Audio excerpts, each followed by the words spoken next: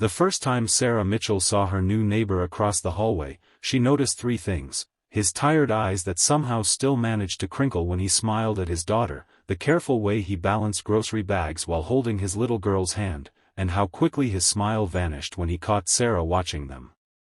For months, this dance continued, his deliberate avoidance, her growing confusion, until one rainy Tuesday when she finally cornered him by the mailboxes.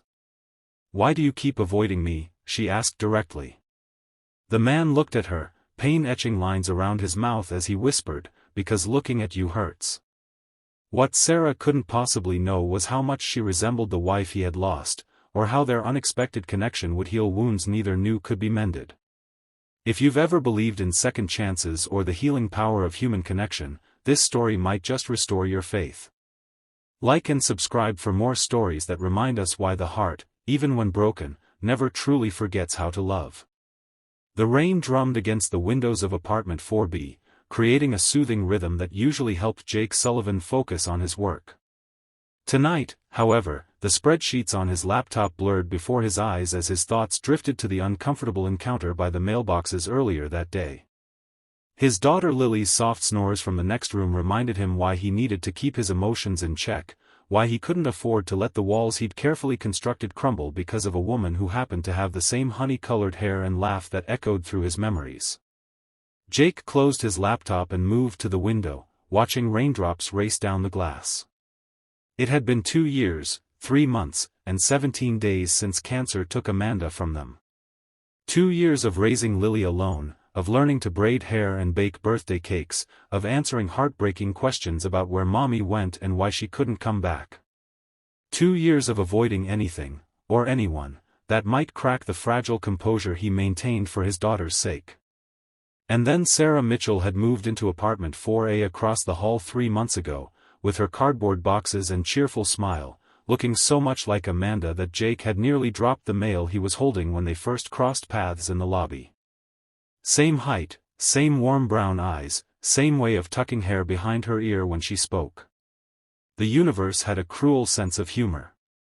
Across the hall, Sarah sat curled on her couch, a mug of tea cooling on the coffee table as she replayed the strange interaction with her neighbor.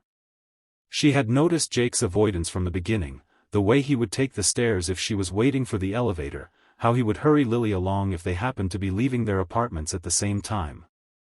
At first, she had assumed he was just private, perhaps even unfriendly. But there had been moments, glimpses of kindness when he thought she wasn't looking, like when he had helped Mrs. Gonzalez from the first floor with her groceries, or the gentle patience he showed his daughter. Today's confrontation had been impulsive. After months of awkward hallway encounters, something in her had snapped when she saw him duck his head and turn away at the mailboxes. His answer had left her speechless. "Because looking at you hurts." What did that even mean? Sarah had always prided herself on her ability to get along with everyone, to make friends easily. This unexplained rejection bothered her more than it should have. Morning came with clearing skies and a determination in Sarah that surprised even herself. She was a kindergarten teacher, patience and persistence were her professional tools. Whatever walls her neighbor had built, she would find a way around them, not out of mere curiosity now, but because the pain she had glimpsed in his eyes spoke of something deeper than simple dislike. Jake's morning routine ran with military precision, a necessity for getting himself ready for work and Lily prepared for first grade. Breakfast at 6:45, teeth brushing at 7:10, backpack check at 7:20, out the door by 7:30. He had just finished pouring Lily's cereal when a knock at the door disrupted their schedule. "I'll get it, Daddy," Lily called, already sliding off her chair. "No, finish your breakfast," Jake said, wiping his hands on a dish towel. "I've got it." He opened the door to find Sarah standing there, holding a plate of muffins and wearing a determined smile that made his stomach clench. "Good morning," she said brightly. "I baked too many blueberry muffins last night and thought you and your daughter might enjoy some." Before Jake could formulate a polite refusal, Lily appeared beside him, her eyes widening at the sight of the treats. "Are those blueberry?" "That's my favorite." Sarah's smile widened. "Mine too." I'm Sarah, by the way. I live right across the hall. I'm Lily. I'm 6 3/4, his daughter replied, extending her small hand with the formal politeness Jake had taught her. It's very nice to meet you, Lily, Sarah said, shaking the offered hand with equal seriousness. I teach kindergarten at Oak Ridge Elementary. That's my school. Lily exclaimed, her excitement palpable. I'm in first grade with Ms. Peterson. Jake watched the exchange with growing unease. This was exactly what he had been trying to avoid, Lily forming an attachment to someone who triggered so many painful memories for him. But the joy on his daughter's face as she chatted with Sarah made it impossible for him to intervene without seeming cruel. We're actually running late this morning, he finally said, placing a gentle hand on Lily's shoulder. But thank you for the muffins. Sarah nodded, handing him the plate. Of course. Maybe another time. As she turned to leave, Lily called out, maybe you can come over for dinner sometime. Daddy makes really good spaghetti. Jake felt the blood drain from his face as Sarah paused, looking back at them with surprise. That sounds lovely, she said carefully, her eyes meeting Jake's. If your dad is okay with it. All eyes turned to Jake, who found himself trapped between his daughter's hopeful expression and his own desperate need to maintain distance. We'll see, he managed, knowing it was neither a yes nor a definitive no. Sarah seemed to understand the compromise for what it was. No pressure, she said softly. The invitation for muffin stands any time. After she left, Lily looked up at him with confusion. Daddy, why don't you like our neighbor? She's nice. Jake sighed, kneeling to his daughter's level. It's not that I don't like her, Lily pad. It's complicated grown-up stuff. Is it because she looks like mommy? Lily asked, her perceptiveness catching him off guard. I noticed that too. She has the same smile in her eyes. Jake felt his throat tighten. Sometimes he forgot how observant children could be, how they absorbed everything around them even when adults thought they weren't paying attention. Yes, he admitted quietly. She does remind me of mommy. Lily considered this, her small face serious. But that's good, right? It's like having a little piece of mommy still here. The simple logic of his daughter's statement hit Jake like a physical blow. He had been so caught up in his own pain, in the shock of seeing someone who resembled Amanda, that he hadn't considered another perspective. Could Lily be right? Was there something healing rather than hurtful in the resemblance? We're really going to be late now, he said instead of answering, rising to his feet.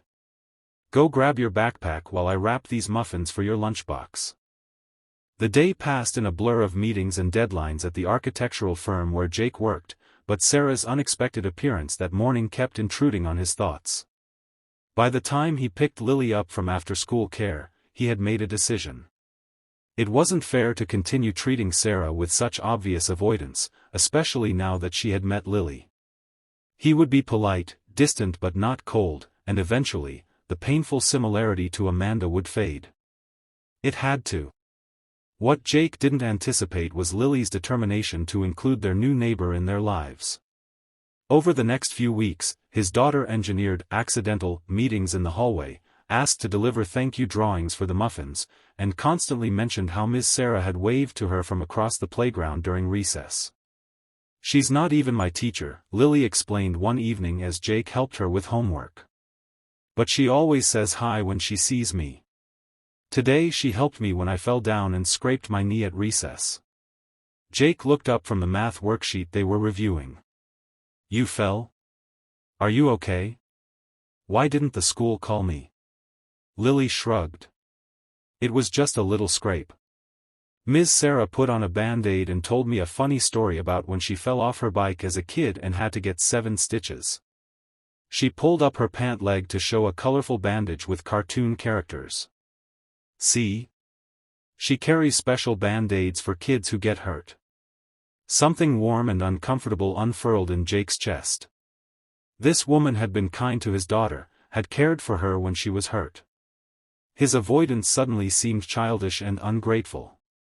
That evening, after Lily was asleep, Jake stood in his hallway for several minutes, gathering courage before finally crossing to apartment 4A and knocking on the door. Sarah opened it wearing reading glasses and comfortable clothes, clearly surprised to see him standing there. "Jake? Is everything okay?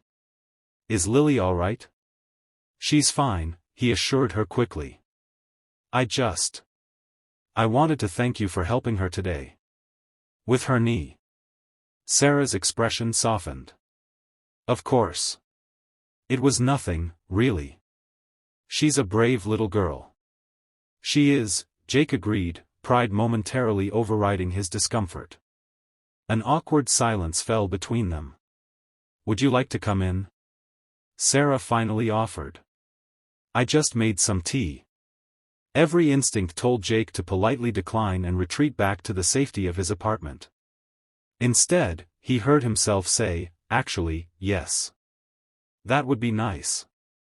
Sarah's apartment was the mirror image of his own in layout, but the similarities ended there. Where Jake had maintained a practical, somewhat sparse decor since Amanda's death, Sarah's space was warm and inviting, with colorful throw pillows, framed artwork, and shelves overflowing with books. "Teaching books," she explained, following his gaze to a particularly crowded bookcase. "I'm always collecting new resources for my classroom." "How long have you been teaching?" Jake asked, accepting the mug of tea she offered. 7 years now. I can't imagine doing anything else, though some days I come home completely exhausted."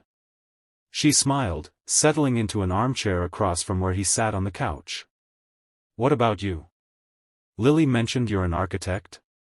"Yeah, at Brenner and Associates downtown. I've been there about 10 years. The conversation flowed more easily than Jake had expected, moving from careers to favorite local restaurants to funny stories about Lily's adventures in first grade. He found himself relaxing, even laughing at Sarah's animated description of a classroom pet hamster escape that had resulted in 25 kindergartners crawling around on hands and knees. It wasn't until Sarah asked about Lily's mother that the comfortable atmosphere shattered. "I'm sorry," she said immediately, seeing his expression change. "That's none of my business." Jake stared down at his now empty mug. "No, it's okay. Amanda, my wife, she died of ovarian cancer 2 years ago. It was aggressive. By the time they caught it, it had already spread. She was gone 6 months after diagnosis." Sarah's face filled with genuine sorrow. "I'm so sorry, Jake. That's terrible." "Lily was only 4, Jake continued, the words coming easier now that he had started. "Young enough that she's already starting to forget some things about her mom. Sometimes she asks me questions, and I realize she's trying to hold on to memories that are slipping away.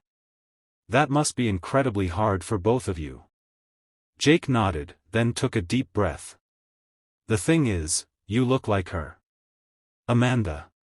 "Not exactly, but enough that the first time I saw you, it felt like someone had punched me in the chest."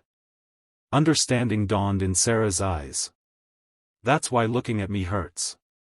"Yes," Jake admitted. "I'm sorry for being so rude these past months. It wasn't fair to you." Sarah shook her head. "Don't apologize. I can't imagine what that must be like." She hesitated, then asked gently, "Would it help to see a picture?" Sometimes the mind can play tricks, making similarities seem stronger than they are. Jake considered this. He hadn't shown Amanda's pictures to anyone outside family since the funeral. But Sarah's suggestion made sense. Perhaps seeing them side by side would help his brain separate the two women. "I have some on my phone," he said, pulling it out and opening his photo gallery. He scrolled back to find a clear image of Amanda, taken about 6 months before her diagnosis. In it, she was laughing, her head thrown back slightly, sunlight catching in her hair during a family picnic. He handed the phone to Sarah, watching her face carefully as she studied the image. "I see what you mean," she said softly. "There is a resemblance." She looked up at him. "But we're also quite different.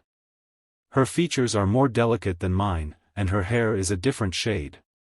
Jake moved to sit beside her, looking at the photo and then at Sarah. She was right. Now that they were side by side, the differences were more apparent than the similarities. Amanda's face had been heart-shaped, while Sarah's was more oval. Amanda's eyes had been a lighter brown, almost amber in certain lights, while Sarah's were a deeper chocolate. The resemblance was there, but it wasn't the mirror image his grief-stricken mind had initially perceived. "Thank you," he said, taking back the phone. "That actually does help." Sarah smiled, and for the first time, Jake saw her smile as uniquely hers, not as an echo of Amanda's. "I'm glad." "And Jake? I'd really like to be friends, if that's something you think you could handle. No pressure, and we can take it as slowly as you need." The offer was genuine, without hidden expectations or pity. Jake found himself nodding. "I think I'd like that too. And Lily would be thrilled." As he walked back to his apartment later that evening, Jake felt lighter than he had in months. The pain wasn't gone, it would never completely disappear, but it had shifted somehow, making room for something new. Not a replacement for what he had lost, but a different kind of connection altogether. Over the following weeks, Sarah became a regular presence in their lives. It started small, brief conversations in the hallway, Lily stopping by after school to show Sarah an art project, Jake offering to help when Sarah mentioned struggling with a leaky faucet. Gradually, these moments expanded into shared meals, weekend outings to the park, and movie nights where Lily would inevitably fall asleep between them on the couch. Jake watched with a mixture of gratitude and amazement as Sarah effortlessly found her own place in their small family unit. She never tried to replace Amanda. In fact, she often encouraged Lily to share memories of her mother, helping Jake create a memory box where they could store special items and photos. When Lily asked questions about her mom that Jake found difficult to answer, Sarah would gently suggest ways he might explain things in terms a 6-year-old could understand. "You're good at this," Jake told her one evening as they washed dishes side by side in his kitchen. Lily had gone to bed after Sarah read her 3 stories, negotiating each one with the skill of a seasoned diplomat. "I work with kids all day," Sarah reminded him with a smile. "And Lily makes it easy. She's an incredible little person." "She is," Jake agreed, handing her a plate to dry. "But it's more than that. You have this natural way with her that I've had to work really hard to develop."